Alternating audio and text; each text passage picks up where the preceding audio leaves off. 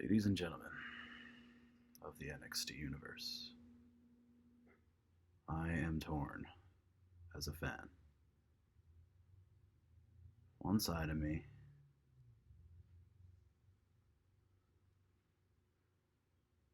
likes where it's going, like that there's no crowd, and like that there's more promos. Whereas the other side does not. One side of me loves that they're doing more promos, like the Johnny Gargano and his wife's evil twist of togetherness. Perhaps it's better than what we've seen before.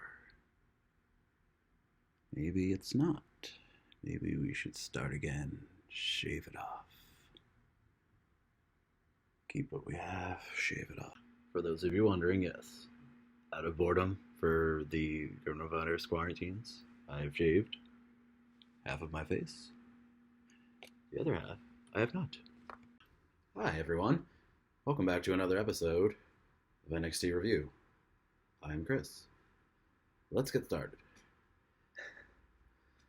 The first match was supposed to have Finn Balor, and they went to his locker room.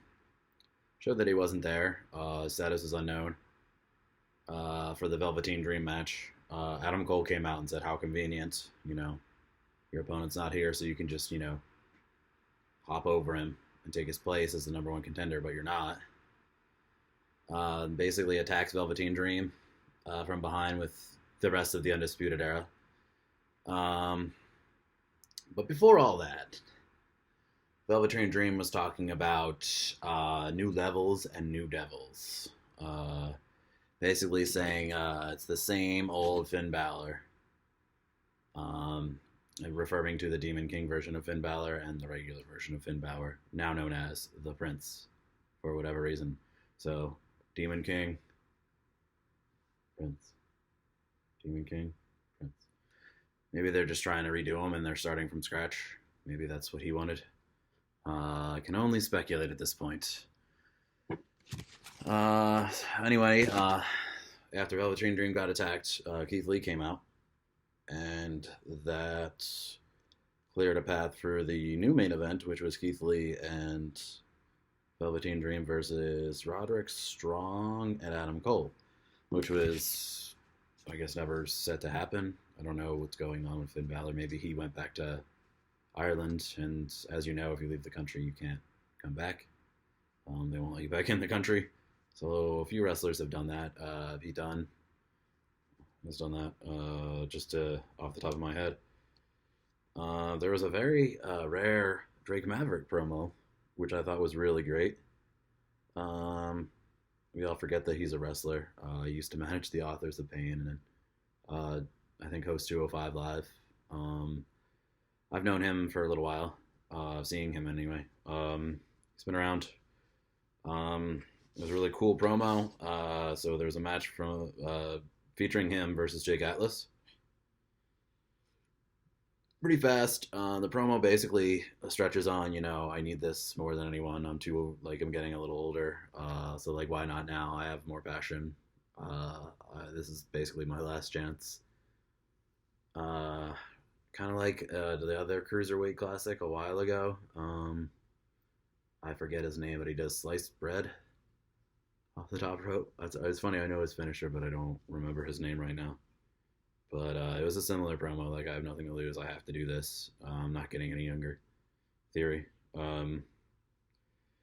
Anyway, Jake Atlas does a cartwheel off the top rope, so he flips over and then spins perfectly to DDT Drake Maverick for the victory. Basically kind of silencing the Drake Maverick hype for now, unless their intent is to have him win out for the rest of the way, because it's a round robin, and I think it's you face everyone once. Group A has 5 people, I believe. Group B has 5 people, so everyone faces each other once, then it goes the other way, and your records, best record from each, I think, face off for the interim Cruiserweight Championship, because the champion's stuck in Ireland.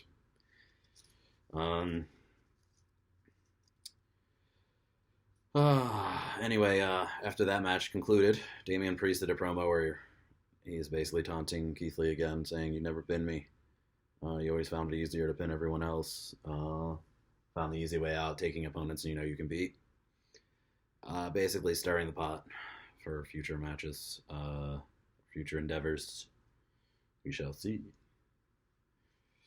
Tony Nese versus Kushida for one of the round robin matches. A really cool part of the match was Tony Nese blocking the handspring that he does as a Tajiri tribute. So he like springboards off of it, but like so as he was springboarding back, Tony Nese swept his leg and then went out of the ring. It was really cool. Kushida finished the match spinning him off the top rope with a Sakurama into a slam, and then after that he the Sakurama lock and off the top rope. There was another Doomsday promo. I did some research finally because they officially, I guess, premiered. The video showed, like some kind of heel and the actual face of the person. So the girl is Scarlett Bordeaux, and Cross or Killer Cross. I'm guessing they're taking away the killer. They were from Impact Wrestling. Apparently, the girl was in a squash match on Monday Night Raw against Nia Jax a long time ago. She also interviewed somebody in NXT when somebody was attacked backstage. So it was really brief. The guy hadn't been seen until you actually saw his face. Interesting, I guess, because of all the stuff I saw from Impact Wrestling videos, is it's kind of like raunchy or risque and unintentionally violent or violent without intent for this cross. The fifth part of this, which is the funny intro you guys saw, was the Johnny Gargano and Candice LeRae, Johnny's wife, as I said in the beginning, because I forgot her name. Because, no offense, Candice LeRae is just really boring. I don't think anything's going to save her. I don't think her turning heel is going to help. It's kind of getting to an epidemic for the heel turns in the NXT. It's like everyone's becoming a heel, and there's not enough good guys. I mean, it worked for some people. It did not work for Dakota Kai. I don't care. I mean, as a wrestling fan, I'm just like, Dakota Kai, boring face, boring heel. Io Shirai, it did work for. You can't be wrong all the time. You can't be right all the time. It's the same principle. So just have funny good guys. I mean, NXT did that when they started forever ago. Doesn't feel like forever ago. Yeah. So that promo had concluded the sixth part of this NXT installation. It's Jack Gallagher, who is now bad. Go figure. Gentleman Jack Gallagher was really funny. Good guy. Take something that's working and then let's do something different. He's got a lot of tattoos now, by the way, so he's kind of edgy bad guy. Maybe he's like not fully bad. Maybe he's like learning to become a Sith Lord, something like that. He was going up against Hijo del Fantasma. I don't even want to try to. El Hero del Fantasma. He seemed pretty nervous in the match. He made a few mistakes. Part of it was Jack Gallagher, but part of it was over anticipation and just kind of waiting there and getting to his spots too fast. So like when you're wrestling, you usually time it perfectly, so it looks like you don't have any time to get drop kicked or get super kicked. But if you're sitting there, like run up to the person, then stop, and then wait. I mean, even as a casual wrestling fan, you can kind of tell something's going on, and yeah.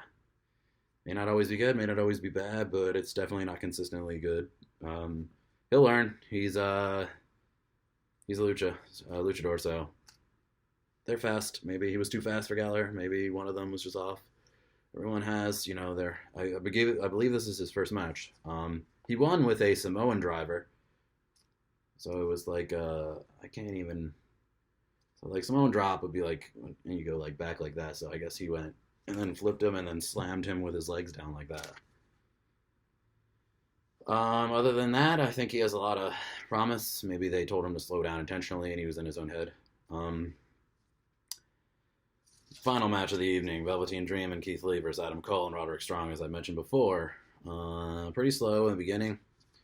At one point in the match, they throw out Bobby Fish, and during the referee's distraction, Damian Priest comes out and hits Keith Lee in the throat with the nightstick, it looks like, or the retractor stick. And there's a really funny part where he was basically being attended to by doctors and stuff outside of the ring. And you could hear Adam Cole saying, "Count him out, like count it so we can win." Very funny stuff. Adam Cole's a great example of a very popular heel. That did work. But I think Adam Cole could be anything because it's Adam Cole. Baby.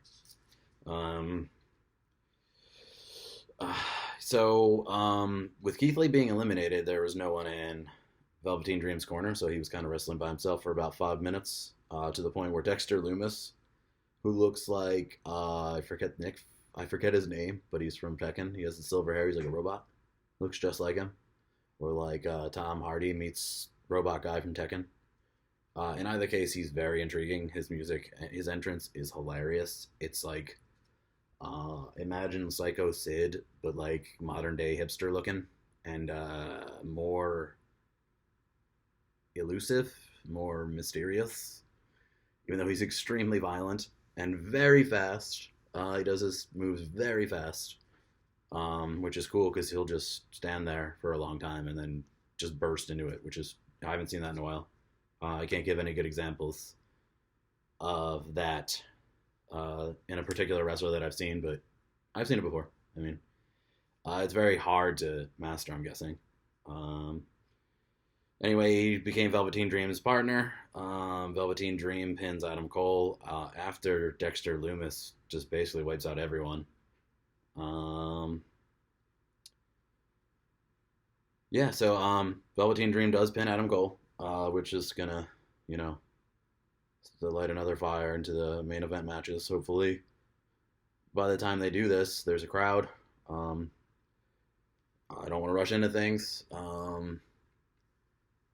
But other than what I've observed from the matches, I kind of like the cinematography matches and promos because WWE seems to be focusing now that the popularity of WrestleMania has come out and people love the matches that really weren't matches, like the Boneyard match and the Firefly Funhouse with John Cena. But that's why we love them, because with this, epidemic happening, you can have good matches, but you can also hear the wrestlers. It's a little different. And you can create your own crowd with wrestling. not TNA, AEW does that, has the wrestlers around the ring. But the cinematography, or the movie wrestling, where you can edit and film and record over and manipulate things, seems to be really good and worth doing. If not in just promos alone, matches. I know it's a very time-consuming aspect of it, but you don't have to make the whole thing like that because you don't want to oversaturate it. But it's going in a great direction. Also, on another note, Austin Theory apparently moved up to Monday Night Raw. That was fast. I was mentioning how much I love Austin Theory. With his Rolling Thunder style technique, I don't know if they're going to let him use that. But yeah, I don't know how long it's going to be that he's on Monday Night Raw. Maybe he's just a fill-in. Maybe they're just trying him out. Austin Theory's cool. You guys should think he's cool. You don't have to. I'm just saying. I'm proud of him because that's one of the quickest NXT move-ups I've seen in a long time. So they must have had a need for his particular style. But with that, I bid you adieu. Sorry for the delay in the video. I was thinking of a masterful entrance. Hopefully this works. All right. Until next week.